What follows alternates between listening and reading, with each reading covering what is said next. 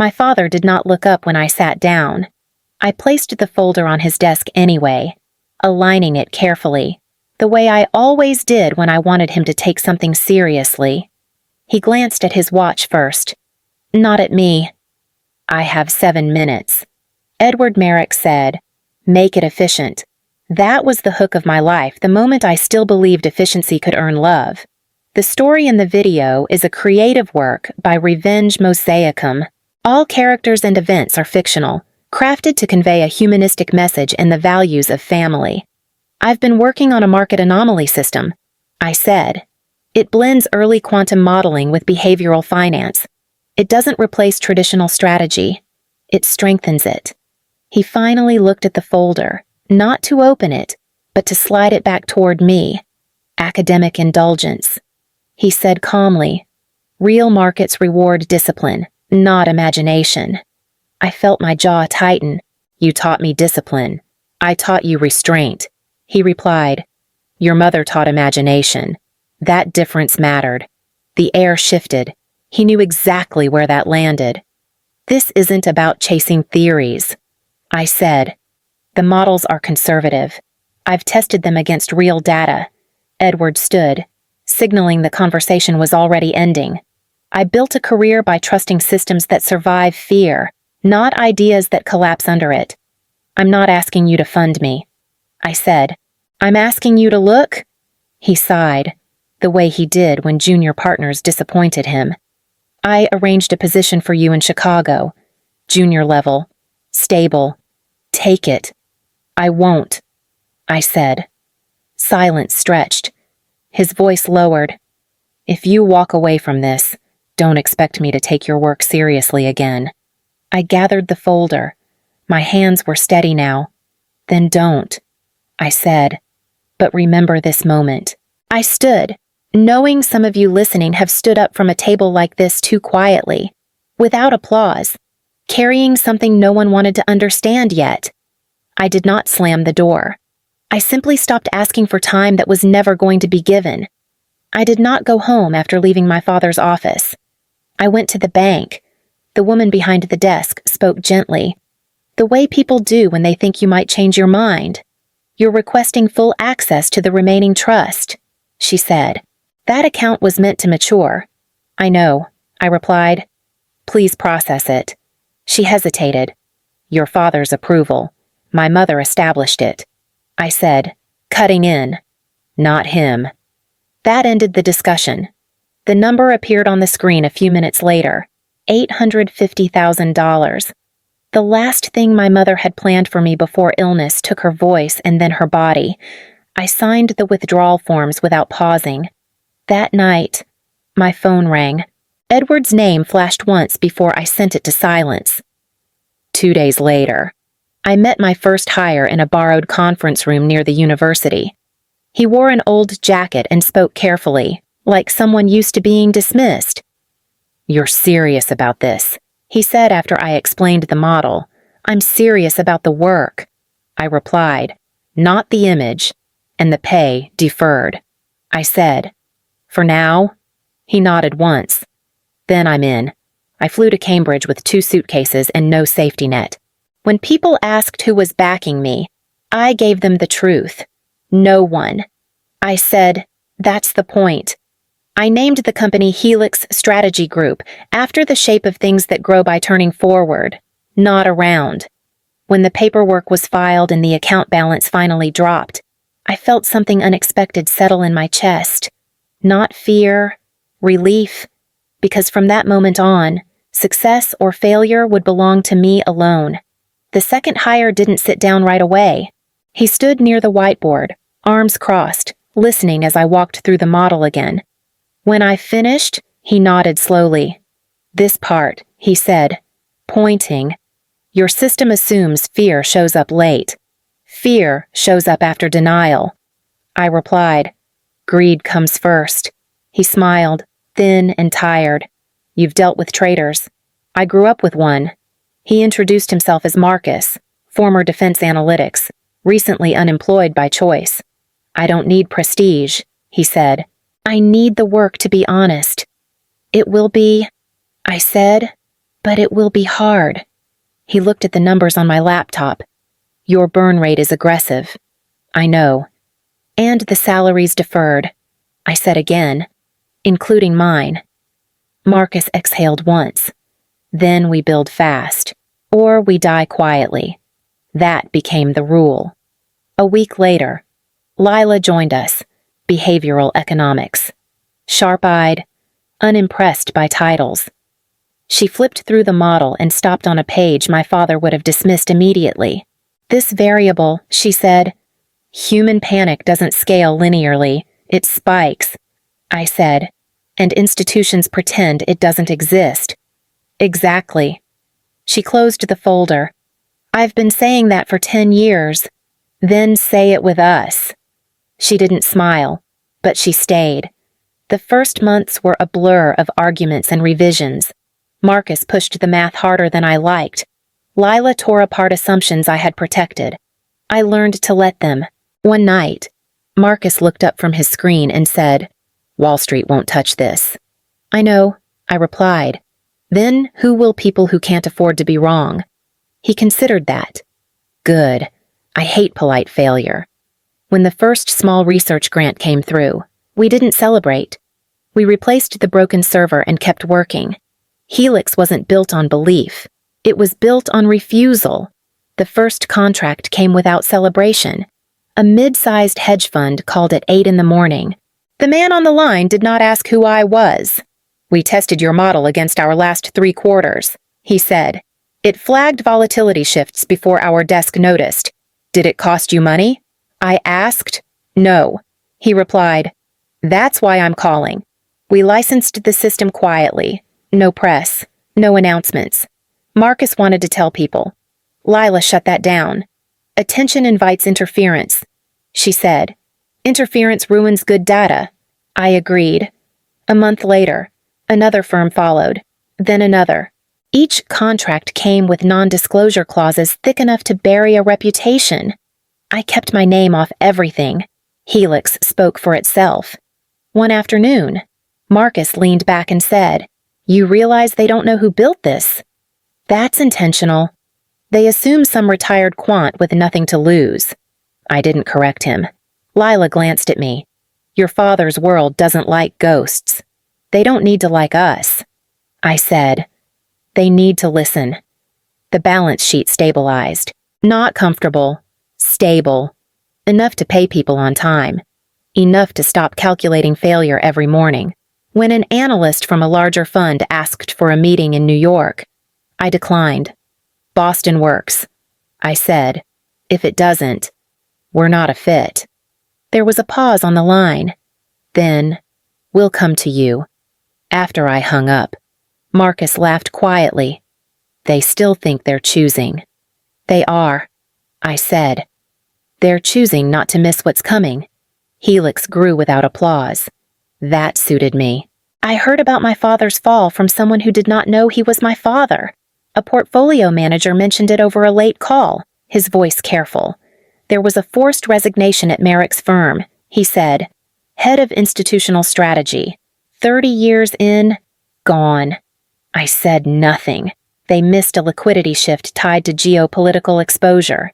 He continued, legacy models. Slow response. The losses weren't public, but the board felt them. How did he take it? I asked. A pause. He didn't fight. That's what surprised everyone. I imagined Edward Merrick standing very still, the way he did when control slipped but pride refused to bend. 2 weeks later, his name appeared in my inbox under forwarded industry chatter, advisory applications, quiet feelers, no press release, no farewell tour. Marcus noticed my distraction. Something break. Something ended, I said.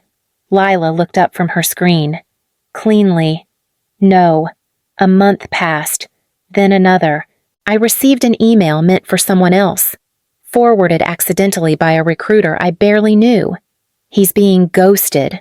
The recruiter wrote, Too senior. Too expensive. Too tied to what failed. I closed the message. That evening, my phone rang. Edward's name appeared again. This time, I answered.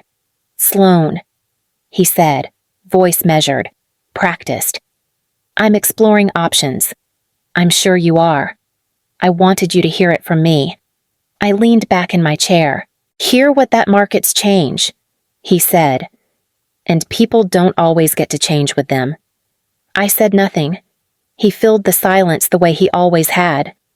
If you hear of anything, I'll let you know, I replied. When the call ended, the office felt quieter than before. Not because I missed him, because the distance between us was finally real. Jonah Feld sent me the resume an hour before the interview. Strong background, he said over the phone. Old school, confident.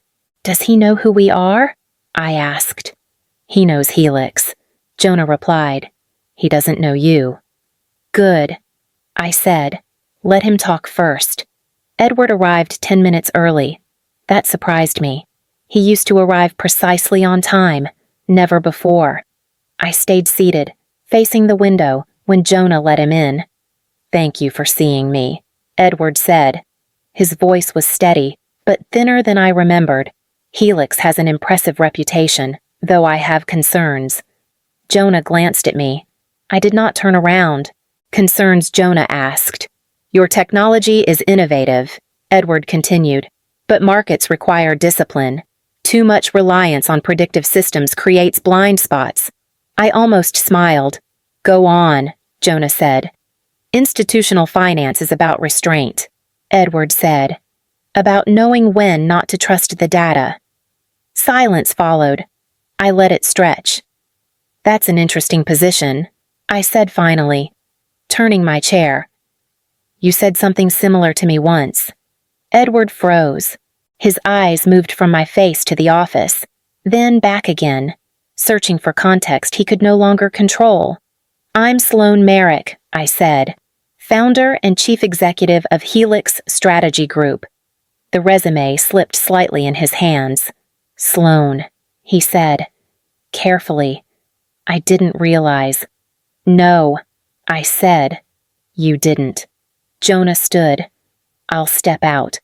The door closed softly behind him. Edward cleared his throat. This is unexpected.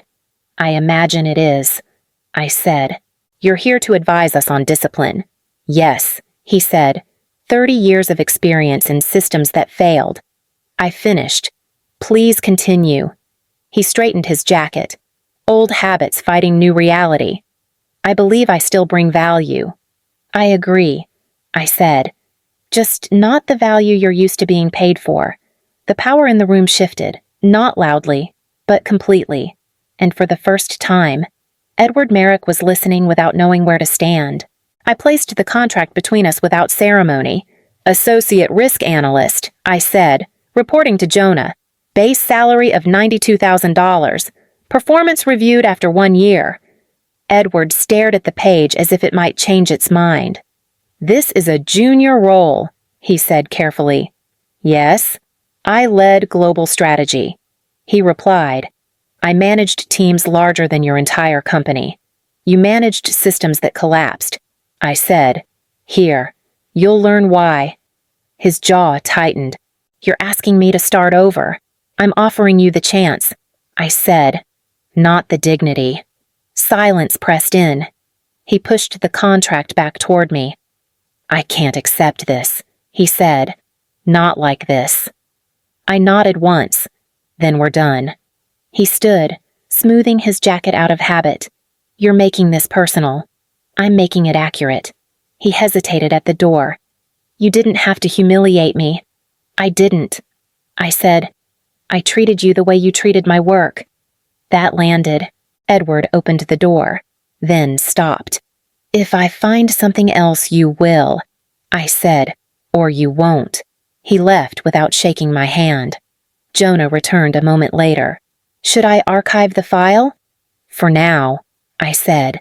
That night, I watched the security feed as Edward crossed the lobby alone, shoulders squared, still believing the market would remember him. I let him go. Some lessons only arrive after the second refusal. Edward signed the contract 3 weeks later. He did not call me. He emailed Jonah. I'm available. The message read, "If the position still stands." Jonah brought me the signed paperwork without comment. "He starts Monday." He said, "Good." I replied.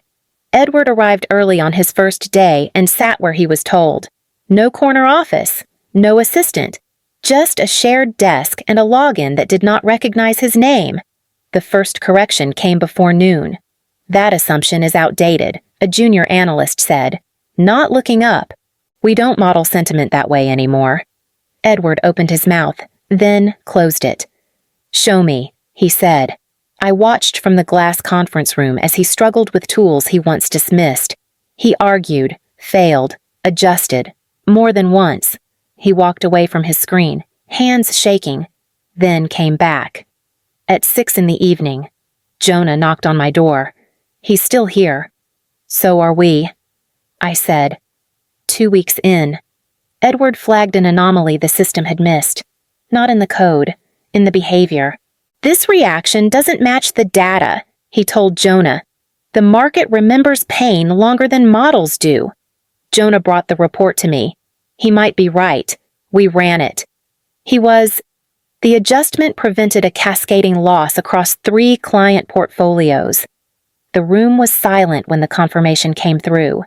No one applauded. Edward looked up once, eyes searching for something I did not give him. I met his gaze briefly, then returned to my screen. The message was clear. Value spoke here, not history. Edward stayed late the night I finally spoke to him. He was alone at his desk, jacket folded, sleeves rolled the way my mother used to tease him about. I stopped a few steps away. "You were right about the behavioral lag," I said. It mattered. He nodded once. "It usually does." Silence followed, not hostile this time. "Just careful. I didn't protect you," he said quietly. "I protected myself." I leaned against the table. "I didn't build this to prove you wrong." "I know," he replied. "That's what hurts." A week later, I called him into my office again. Jonah was there, standing but not intervening. "We're launching a new unit," I said. "Adaptive market intelligence. You'll lead it." Edward didn't smile.